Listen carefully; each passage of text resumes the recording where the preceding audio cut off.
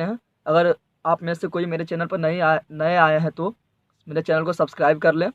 और चलो आप पढ़ते हैं। आज वाला सेशन काफ़ी इंपॉर्टेंट है। आज काफ़ी इंपॉर्टेंट चीज़ सीखने को मिलेगा और इसको जो है हिंदी में जो है आज वाला वीडियो से आप लोग काफ़ी अधिक ऑब्जेक्टिव को हल कर सकते हैं। चलो देखो पहला क्या है। पहला मेला है आजकल भारतीय पहनावे बदल गए हैं, इस वाक्य में पहनावे में कौन सी संज्ञा है? तो इसमें होगा भाववाचक संज्ञा। भाववाचक संज्ञा, ठीक है। तो भाववाचक संज्ञा, अच्छा भाववाचक संज्ञा कहते किसे हैं? तो वैसा नाम जिसको हम देख नहीं सकते हैं, फीलिंग करते हैं, अनुभव करते हैं, जो क्वालिटी होता है उसको बोलते हैं भाववाचक संज्ञा, ठीक है ना। तो पहनावे को हम नहीं देखते हैं, पहनावा एक तौर तरीका होता है, ठीक है ना। भले हम उसका वस्त्र को देखते हैं, ठीक है ना, लेकिन पहनावे को नहीं देखते हैं, वो एक तौर तरीका होता है, जैसे भाववाचक संज्ञा होगा। अब भाववाचक संज्ञा पहचानने के नियम आप लोग को बताए थे क्या, कि जिसके अंत में ता लगा हो, जिसके अंत में ई लगा हो, जिसके अंत में पना लगा हो, जिसके अंत में ये सभी रहता है उसको बोलते हैं, जिसके अंत में पा लगा हो उसको बोलते हैं भाववाचक संज्ञा। ता मतलब जैसे मित्रता, चतुरता, कठोरता, सरलता, जैसे मेरा क्या है भाववाचक संज्ञा। उसके बाद ई जैसे बुराई, भलाई, ये सबको नहीं देख सकते हैं, ई लगा हुआ इसलिए भाववाचक संज्ञा। पना मतलब जैसे बचपना, ललकपना, जैसे मेरा भाववाचक संज्ञा है। और पा मतलब जैसे बुढ़ापा, मोटापा, जैसे मेरा भाववाचक संज्ञा है। नेक्स्ट चलते हैं अगला में। मैं आप चला जाऊंगा, मैं आप चला जाऊंगा, इस वाक्य में आप कौन सा सर्वनाम है? तो आप जो है मेरा ये है पुरुषवाचक सर्वनाम। कौन सा है? पुरुषवाचक सर्वनाम। अच्छा पुरुषवाचक सर्वनाम किसको कहते हैं? जो पुरुष को इंडिकेट करता है, जो व्यक्ति को इंडिकेट करता है, ठीक है ना, उसको बोलते हैं पुरुषवाचक सर्वनाम। जैसे मैं, आप, तुम, हम, वे लोग, वह, उसका, उसकी, ये सब क्या है? ये सब पुरुष को इंडिकेट कर रहा है, व्यक्ति को इंडिकेट कर रहा है, इसलिए मेरा क्या है? पुरुषवाचक सर्वनाम है, ठीक है ना। नहीं देखते हैं प्रोविशेषण शब्द किसकी विशेषता बताता है? तो प्रोविशेषण का मतलब क्या होता है? जो विशेषण की विशेषता बताए उसे प्रोविशेषण कहा जाता है, ठीक है ना। जो विशेषण की विशेषता बताए उसे प्रोविशेषण कहा जाता है। तो इसका आंसर होगा विशेषण। क्या होगा? विशेषण। अच्छा विशेषण किसका विशेषता बताता है? तो विशेषण बताता है संज्ञा या सर्वनाम का। संज्ञा सर्वनाम को जो विशेषता बताएगा वो विशेषण, और जो विशेषण का विशेषता बताएगा वो प्रोविशेषण। ये याद रखना आप लोग का। और सर्वनाम का कितना भेद होता है? सर्वनाम का 6 भेद होता है, आप लोग जानते हैं। और विशेषण का 4 भेद होता है, और संज्ञा का 5 भेद होता है, ठीक है। अब नेक्स्ट देखते हैं। और क्रिया किसे कहता है? काम को हम क्रिया कहते हैं, ठीक है ना। नेक्स्ट देखते हैं। मीरा को जिंदगी से बहुत घृणा है, इस वाक्य में से किस कारक की विभक्ति है? तो आप लोग पढ़ेंगे कर्ता का 8 भेद। कर्ता ने कर्म को करण से, संप्रदान को के लिए, आपादान से, संबंध का के की, अधिकरण में पर, संबोधन हे हो अरे। तो यहाँ पूरा मीरा को, तो कर्ता ने कर्म को, तो कर्म होगा, क्या होगा? कर्म में आ रहा है को, ठीक है ना। और एक करण में आता है से, एक आपादान में आता है से। तो आपादान वाला से जो होता है, आपादान वाला से होता है जुदाई दिखाने के लिए, और करण वाला से जो होता है मिलान दिखाने के लिए, मिलाव। जैसे गंगा हिमालय से निकलती है, तो हिमालय से निकल गई, हिमालय से जुदाई हो गई, तो वो होगा आपादान कारक। अब मुझे राम से काम है, तो राम से काम है, तो राम से काम है, यहाँ जुदाई नहीं हो रहा, तो ये होगा करण वाला, ठीक है ना। नेक्स्ट, भूतकाल कितने प्रकार के होते हैं? तो मेरा जो भूतकाल होता है वो होता है 6 प्रकार का। भूतकाल 6 प्रकार का होता है, और वर्तमान काल 5 प्रकार का होता है, और भविष्यत काल 4 प्रकार का होता है। याद रखना है। तो भूतकाल कितना होता है? 5 प्रकार का। कितना होता है? 5 प्रकार का, ठीक है।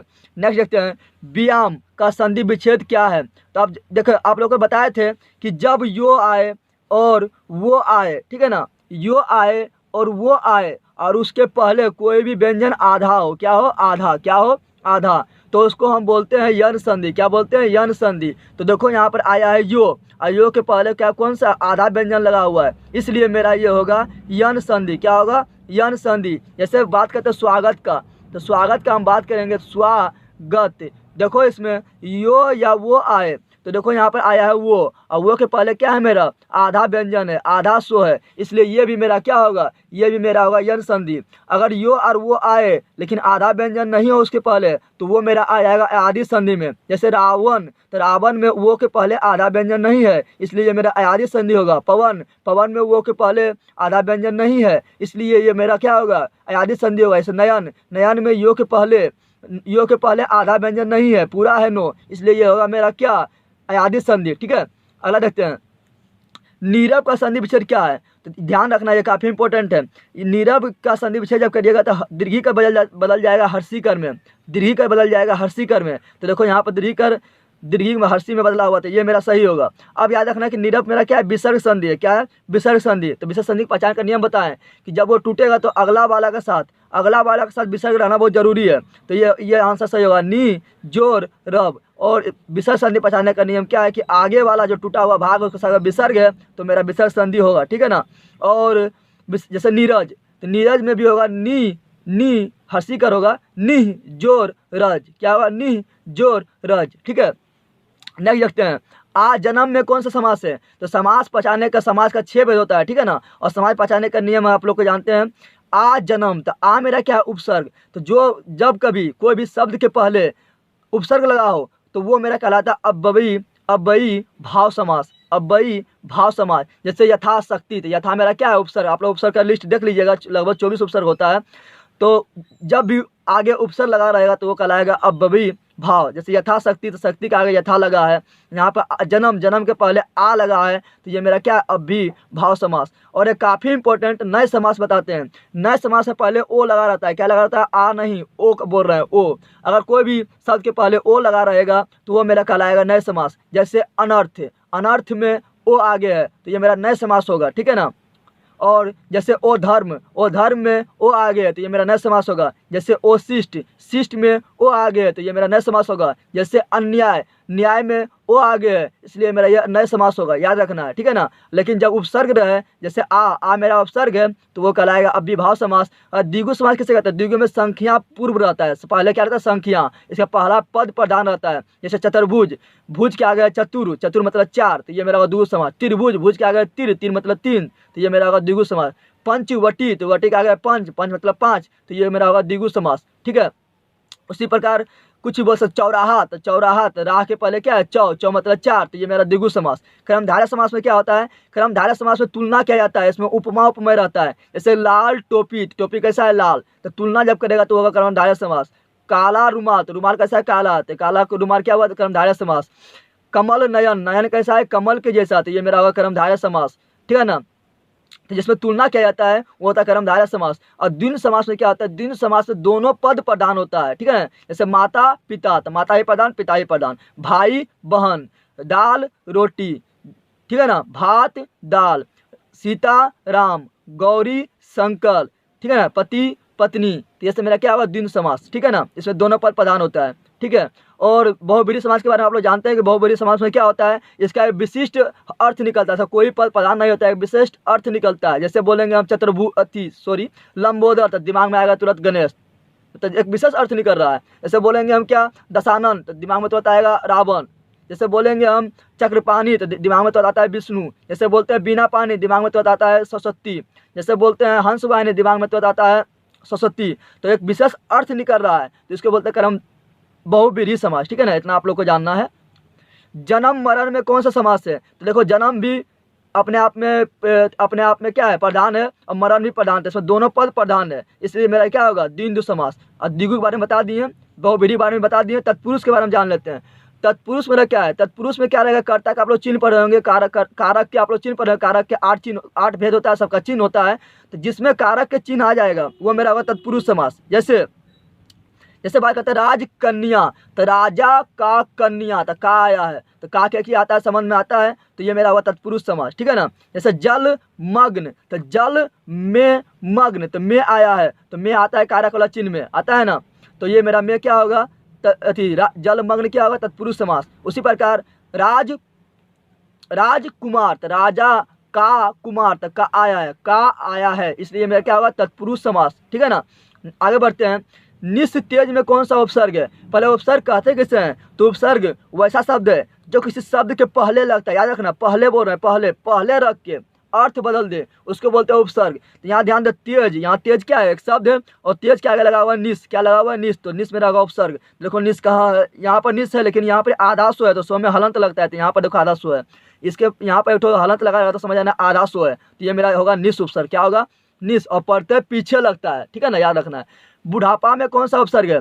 तो बुढ़ापा में उपसर्ग पूछ रहा है, यहाँ पर पूछना चाहिए उसको प्रत्यय पूछना चाहिए, क्योंकि प्रत्यय पीछे लगता है, ठीक है ना। और उपसर्ग आगे लगता है तो आगे वाला तो कुछ नहीं दिया हुआ है इसमें, इसमें पीछे वाला दिया हुआ है। तो यहाँ पे प्रत्यय पूछना चाहिए, यहाँ मिस प्रिंट हो रहा है, यहाँ क्या पूछना चाहिए, प्रत्यय। तो देखो बूढ़ा में लगा हुआ है पा, तो कौन सा प्रत्यय लगा हुआ है, पा। प्रत्यय किसको बोलते हैं, जो शब्द के अंत में लगे, तो इसलिए अंत में लगा हुआ है, इसलिए प्रत्यय यहाँ हुआ, ठीक है ना, उपसर्ग नहीं होगा।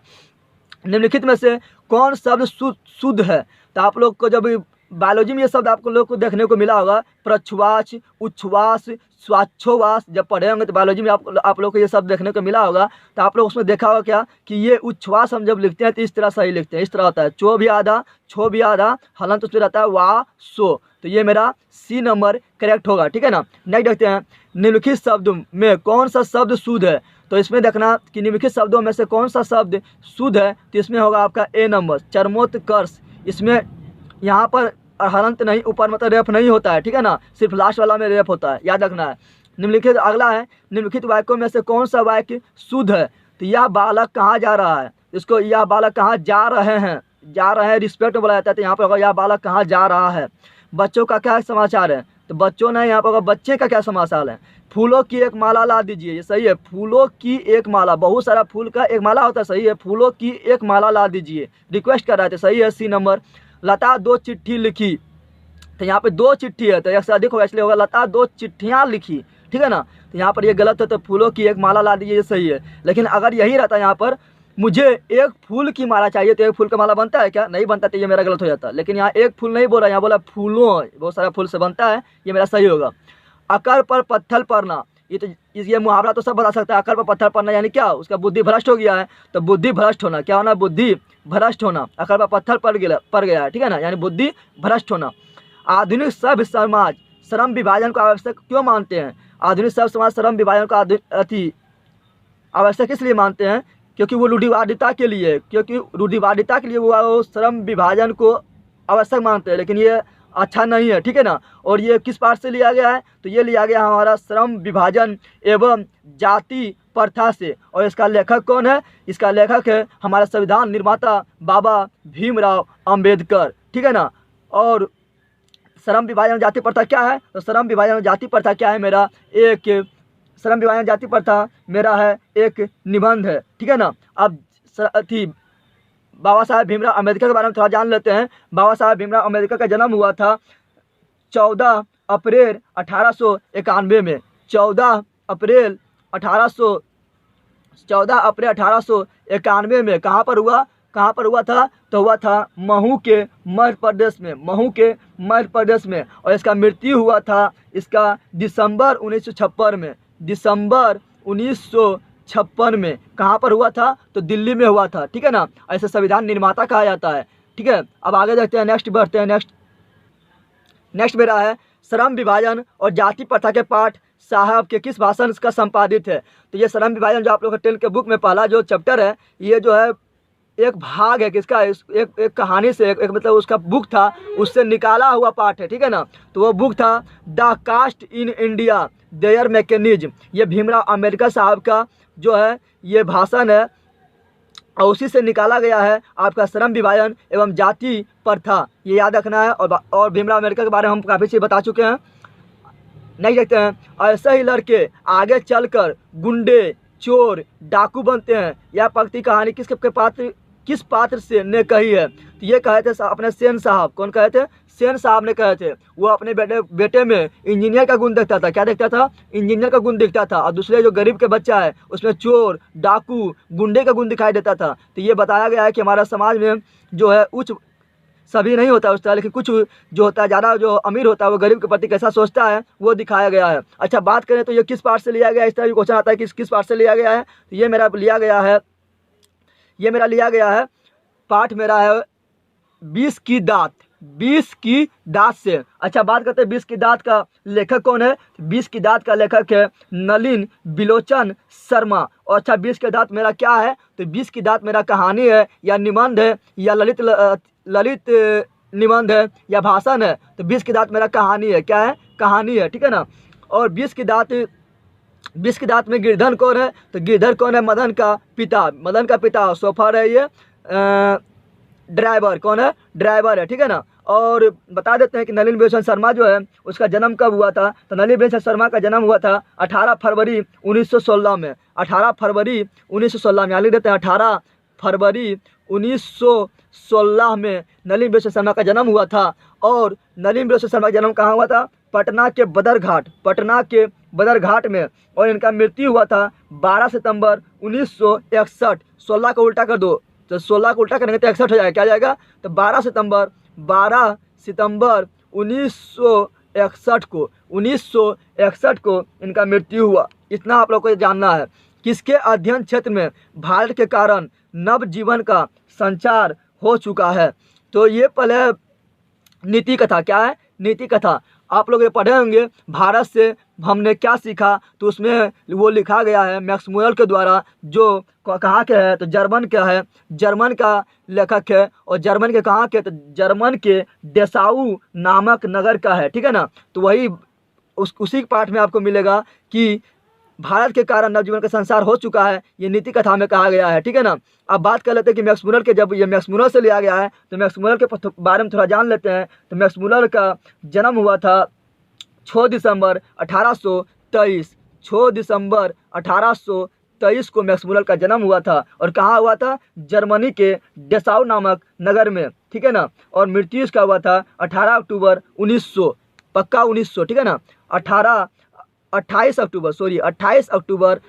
अक्टूबर 1900 को इनकी मृत्यु हुआ। अच्छा, बात करते हैं कि भारत से मैंने क्या सीखा। ये क्या है? मेरा भाषण है या निबंध है? तो ये मेरा क्या है? भाषण है। इतना आपको इसके बारे में जानना बहुत ज़रूरी है। अब नेक्स्ट देखते हैं, सहजात वृत्तियाँ किसे कहते हैं? तो सहजात वृत्तियाँ कहते हैं अनजान स्मृति को। अनजान स्मृति को कहा जाता है सहजात वृत्तियाँ। अनजान स्मृति क्या होगा? अनजान स्मृति को कहा जाता है। अच्छा, सहजात वृत्तियाँ किस पाठ से लिया गया है? तो ये जो मेरा पाठ से लिया गया है, ये नाखून क्यों बढ़ता है, उससे लिया गया है, ठीक है ना। अच्छा, नाखून क्यों बढ़ता है, इसका लेखक कौन है? जिसका लेखक है हजारी प्रसाद द्विवेदी। और नाखून क्यों बढ़ता है, ये क्या है? निबंध है या भाषण है या क्या है? तो ये मेरा ललित निबंध है। और हजारी प्रसाद द्विवेदी का जन्म हुआ था 1907 में। कहाँ पर हुआ था? तो छपरा के बलिया यूपी में, छपरा के बलिया जिला के यूपी राज्य में हुआ था, ठीक है ना। और इसका मृत्यु हुआ था 1979। इसका मृत्यु कब हुआ था? 1979 में इनका मृत्यु हुआ था। इसके बारे में आप लोग को इतना ध्यान रखना है। आगे बढ़ते हैं। नागरी लिपि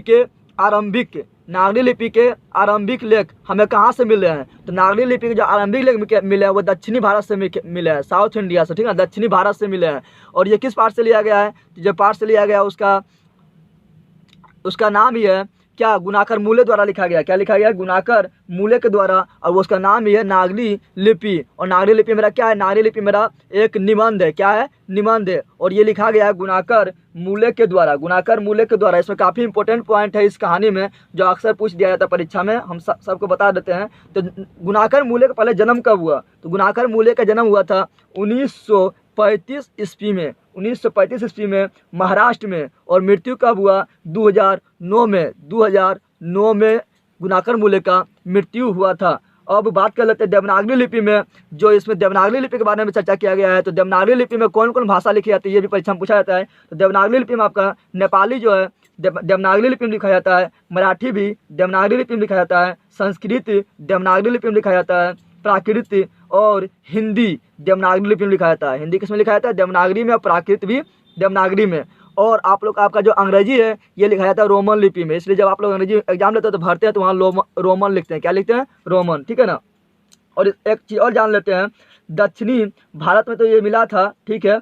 और इसका जो है आरंभिक लेख कहाँ मिला था? दक्षिण भारत के कहाँ मिला था? दक्षिण भारत के मिला था विंध्य पर्वत के नीचे ढक्कन प्रदेश में। दक्षिण भारत के विंध्य पर्वत के नीचे ढक्कन प्रदेश से इसका आरंभिक लेख मिला था, ठीक है ना। इस तरह भी पूछ सकता है। और इसके बारे में और जानते हैं, इसका जो नागरी लिपि जो है, ठीक है ना, यानी जो देवनागरी लिपि है, ये कब तक सार्वदेशिक लिपि था, यानी पूरा देश में फैला हुआ था। तो 8वीं सदी से 11वीं सदी के बीच, 8वीं सदी से 11वीं सदी के बीच ये सार्वदेशिक लिपि था, ठीक है ना। लेकिन जब इसका प्रिंटिंग हो गया था, इसका प्रिंटिंग होने लगा, इसका छप गया, तो इसका अक्षर में अस्थिरता आ गया था। क्या आ गया था? अस्थिरता आ गया था।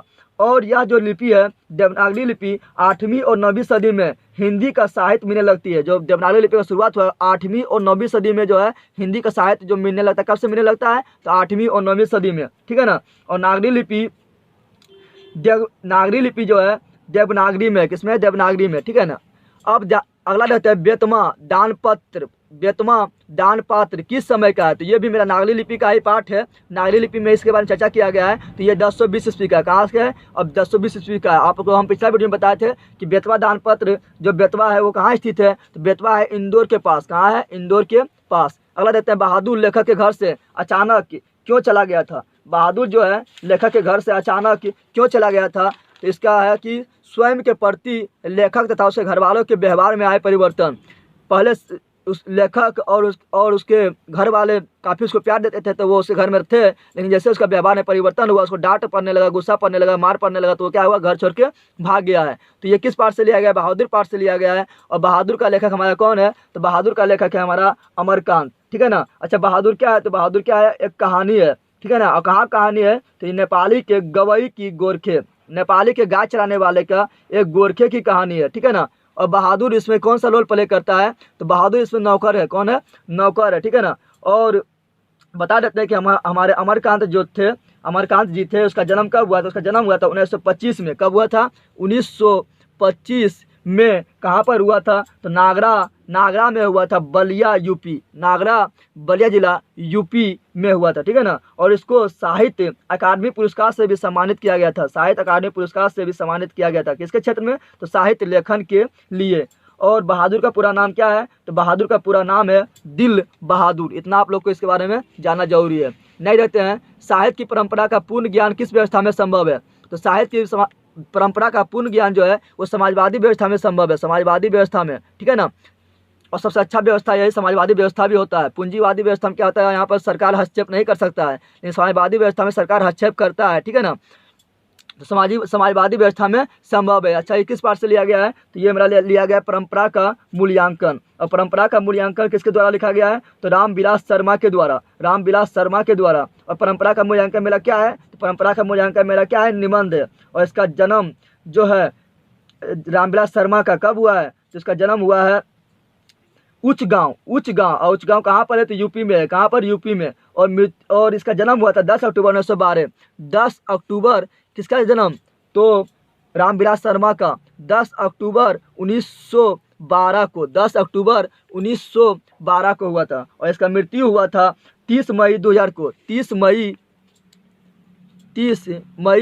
2000 ईस्वी को। कहाँ पर हुआ था, तो दिल्ली में हुआ था। इसके बारे में इतना आपको जानना बहुत जरूरी है। और अब नेक्स्ट देखते हैं, पंडित बिरजू महाराज का जन्म कब हुआ था, तो आप लोग को बताया था कि पंडित बिरजू महाराज का जो जन्म हुआ वो हुआ था 4 फरवरी 1938 को, 4 फरवरी 1938 को, 4 फरवरी 1938 को। अच्छा, पंडित बिरजू महाराज कौन थे, तो पंडित बिरजू महाराज कथक नृत्य करते थे। कौन सा नृत्य, कथक में, कौन सा, कथक के बहुत बड़ा ज्ञाता था, ठीक है ना। 4 फरवरी 1938 में जन्म हुआ था, ठीक है।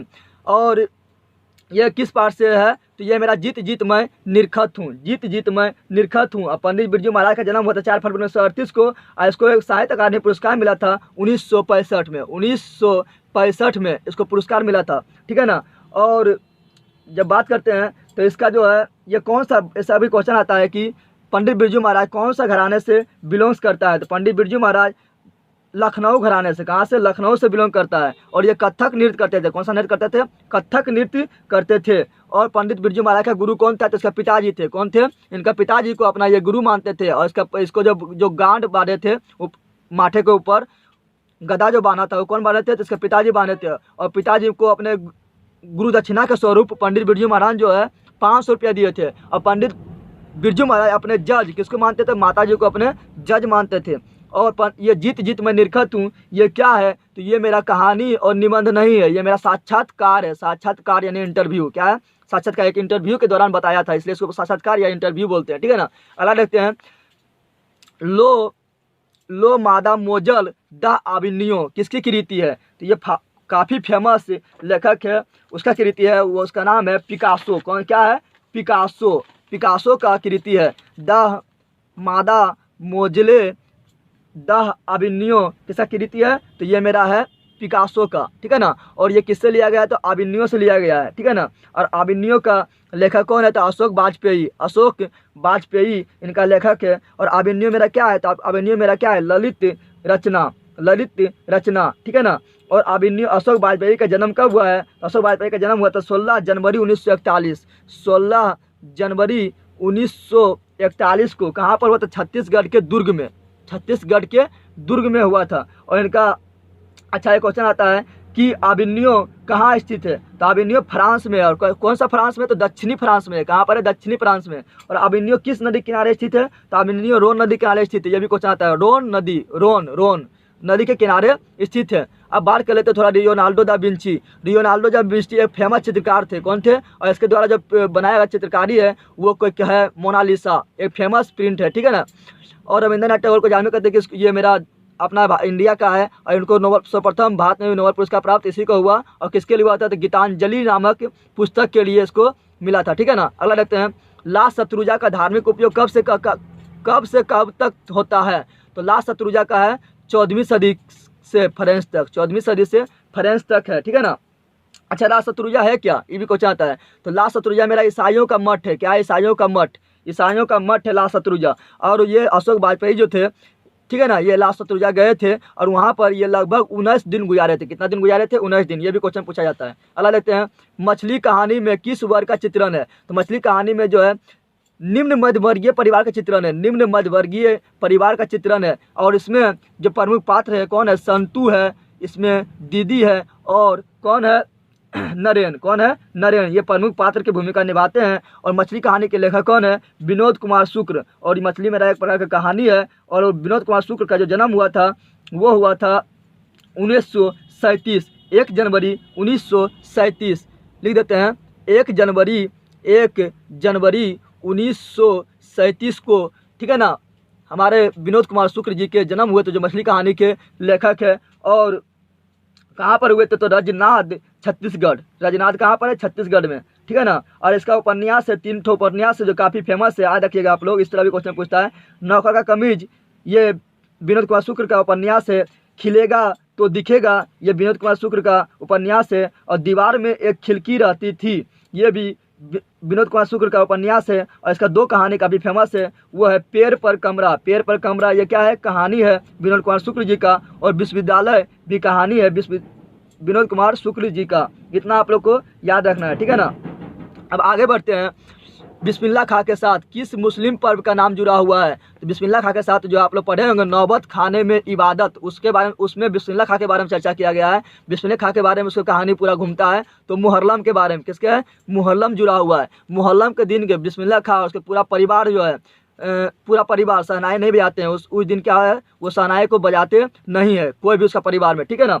तो अब बात करते हैं कि ये जो लिया गया है नौबत खान में इबादत, इसका लेखक कौन है? तो नौबत खान में इबादत जो है इसका लेखक है यतीन्द्र मिश्र, यतीन्द्र मिश्र। अच्छा, नौबत खान में इबादत मेरा क्या है? ये कहानी है कि निबंध है कि ललित रचना है? तो ये न तो कहानी है, न तो निबंध है, नहीं तो ललित रचना है। ये मेरा व्यक्ति चित्र है।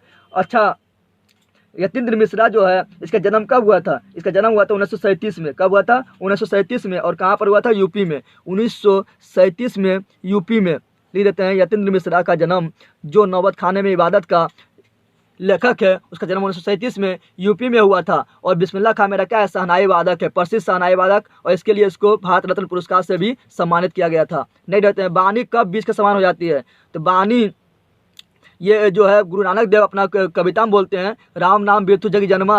और एक ठो जो नर दुख में दुख नहीं माने, उसमें बताया गया है कि राम नाम के बिना बानी का 20 के समान हो जाता है। राम नाम के बिना बानी जो है 20 के समान हो जाते हैं। ये बताए हैं हमारे गुरु नानक देव, जो सिख धर्म के संस्थापक हैं। और गुरु नानक देव एक महान कवि है, तो इसके बारे में थोड़ा जान लेते हैं। गुरु नानक देव का जो है जन्म, गुरु नानक देव के पिता का नाम था कालू चंद। क्या था? कालू चंद, ठीक है ना। और इसका जन्म हुआ था लाहौर के तलबंडी में, लाहौर के तलबंडी में, जिसे नाना काना साहब के नाम से भी जाना जाता है, ठीक है ना। और इसका जन्म हुआ था 1460 में, 1460 में। और इसके पिता का नाम था कालू चंद, माता का नाम था तृप्ता और पत्नी का नाम था सुलक्षणी, ठीक है। और इसका मृत्यु हुआ था 1539 में 1539 में लिख देते हैं 1539 में। और इसका जन्म हुआ था कब? 1460 में कहाँ पर? तो लाहौर के तलवंडी में, ठीक है ना, जो पाकिस्तान में अभी है, और उसको नाना काना साहब के नाम से भी जाना जाता है। और ये मरते समय इसके मुंह से आवाज़ निकला था, वाह गुरु, ठीक है ना। इतना आप लोग को इसके बारे में जानना जरूरी है। आगे बढ़ते हैं। अगला मेरा है रस खान के रचनाकार के समय किसका राजकाल था? तो रस खान जो है उस समय जो उसका राजा शासन था मुगल शासक का, मुगल शासक में किसका था? तो जहांगीर का। किसका था? जहांगीर का। अब रस खान का बात कर लेते हैं। रस खान क्या क्या लिखे थे? आपका कवि जो 10 में दिया हुआ क्या क्या है? तो रस खान जो है वो पहले भक्ति यानी भक्ति काल के कवि है। गुरु नानक देव भी भक्ति काल का कवि था, ठीक है ना।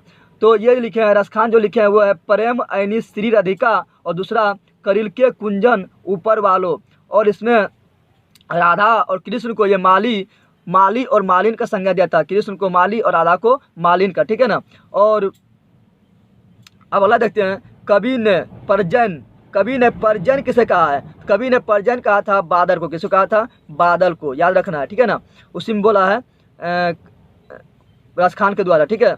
प्रेम धन अपना आदर्श किसे मानते थे? तो प्रेम धन जो है अपना आदर्श भारत तेंदु हरिश्चंद्र को मानते थे, इसलिए प्रेम धन को भारत तेंदु युग का कवि कहा जाता है। प्रेम धन को भारत तेंदु युग का कवि कहा जाता है। और प्रेम धन का जन्म हुआ था 1855 ईस्वी में मिर्ज़ापुर यूपी में।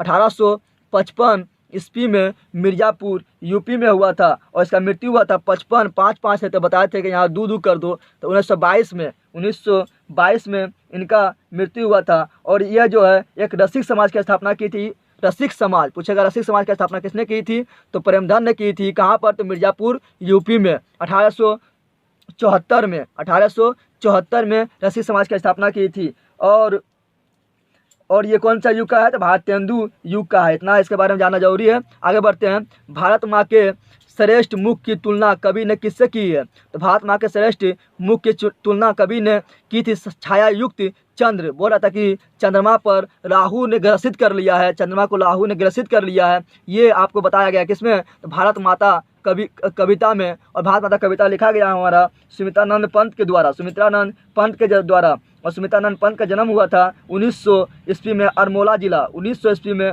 अरमोला जिला के कौसानी में। और उत्तराखंड ये कहाँ है? उत्तराखंड में हुआ था। कब हुआ था? तो 1900 में। कब हुआ था? 1900 में, ठीक है ना। अरमोला जिला के कौसानी में, उत्तराखंड में, ठीक है ना।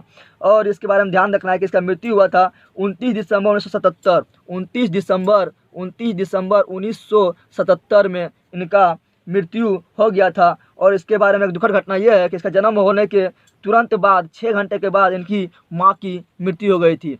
अगला देखते हैं किनकी माँ? तो सुमित्रानंद पंत, जो भारत माता का कवि है, ठीक है ना। मिट्टी की अबोध मूर्त कौन है? तो ये भी भारत माता में चर्चा किया गया है हमारा सुमित्रानंद पंत कवि के द्वारा, ठीक है ना। और वो बताया कि मिट्टी का अबोध मूर्त कौन है? जनता। अंग्रेज उसको इतना अति कर रहा है कि वो मिट्टी के अबोध मूर्त बन के रह गया। जनता के बारे में बताया, ठीक है ना। अगला देखते हैं हिरोशिमा कविता किसका चित्रण करता है? तो हिरोशिमा कविता जो है ये चित्रण करता है हमारे आधुनिक सभ्यता की दुर्दांत मानवीय विभीषिका का। कि आधुनिक समाज ने किस तरह जापान पर जो बम गिराया था उसके बारे में चर्चा करता है। बताता है कि आधुनिक समाज जो है, सभ्यता जो किस प्रकार दुर्दांत मानवीय विभीषिका का यानी उसको अथी किया है, जापान के बारे में बताया है, ठीक है ना। और हिरोशिमा का लेखक कौन है? तो हिरोशिमा का कवि कौन है? तो इसका अज्ञे का पूरा नाम क्या है? तो सो ही वात्स्यायन अज्ञे। और इनका जन्म हुआ था 7 मार्च 1911 ईस्वी को। 7 मार्च 1911 में इनका जन्म हुआ था। और कहाँ पर हुआ था? तो ये कुशीनगर में हुआ था। कहाँ पर हुआ था? कुशीनगर में, ठीक है।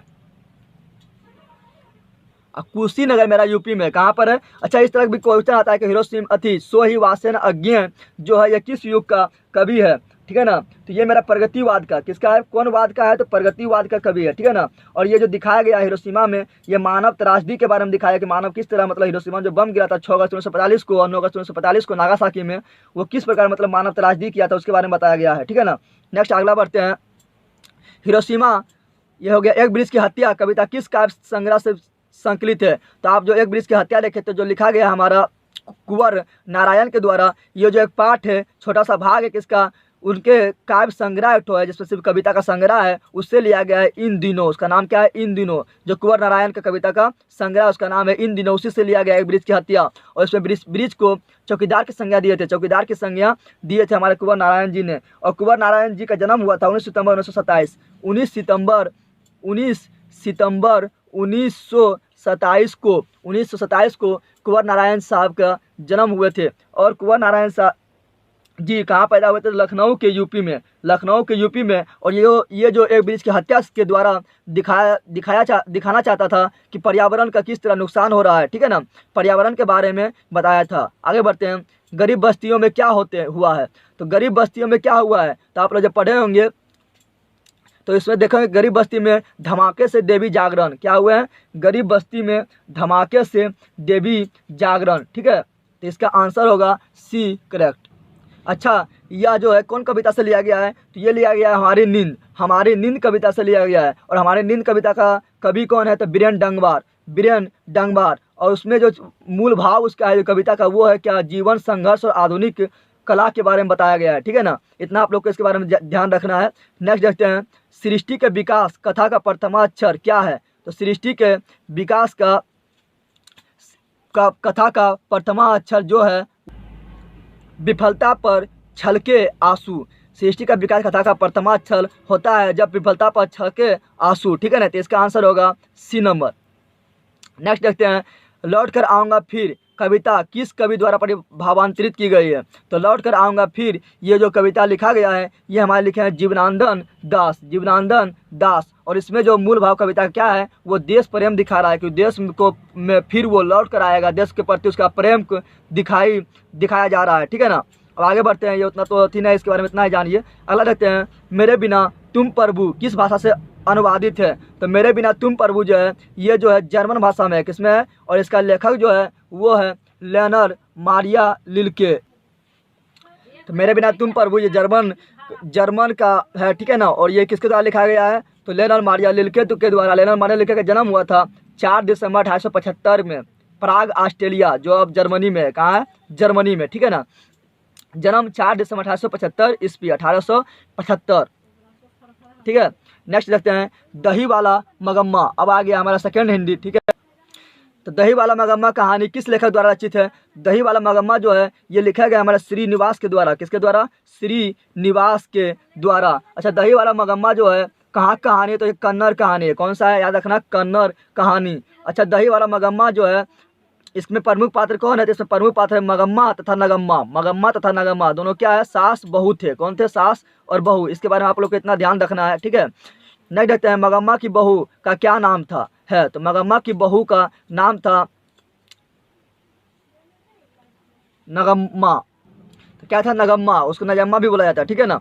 तो याद रखना है। इसके बारे में थोड़ा और बता देते हैं कि सात कोरी होता हमारा ढाटे विश्वास के कवि हैं, सॉरी लेखक हैं, ढाटे विश्वास के। और ढाटे विश्वास में जो प्रमुख पात्र की भूमिका निभाती है वो निभाती है लक्ष्मी। कौन निभाती है, लक्ष्मी। और ढाटे विश्वास मेरा क्या है, उड़िया कहानी है, ठीक है ना। और ईश्वर पेटलीकर जो है वो लिखे थे, वो लेखक है माँ के। किसका है, माँ के। और माँ कहानी जो प्रमुख पात्र का भूमिका निभाते हैं वो है माँ और मंगू।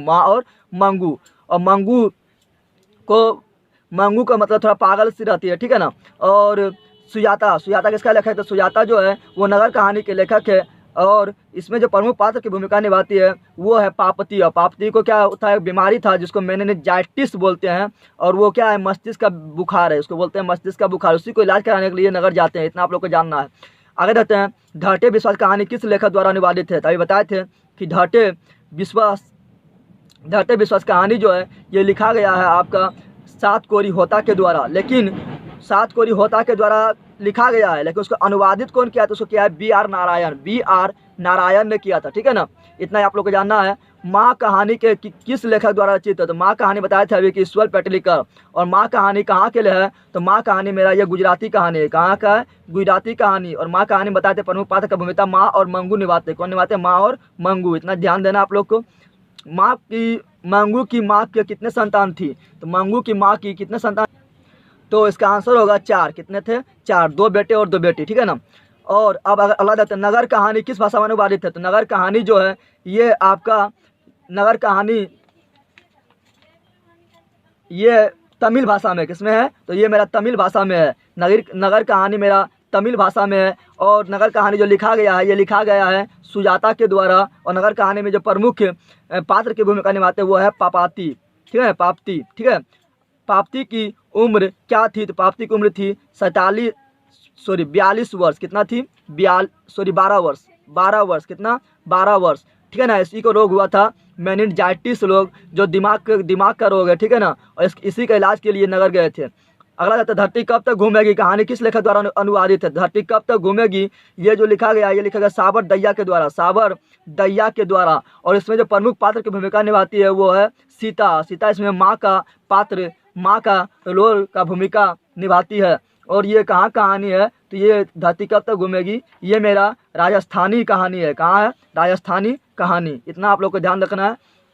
तो ये अगर आप लोग वीडियो देख के अगर जाइएगा एग्जाम देने, तो इससे आपको मतलब लगभग हमको लगता है 20 से 25 नंबर इसी से आ सकता है, क्योंकि इसमें हम इतना डिटेल बताए हैं कि सब जितना इंपॉर्टेंट पॉइंट थे सब बता दिए हैं।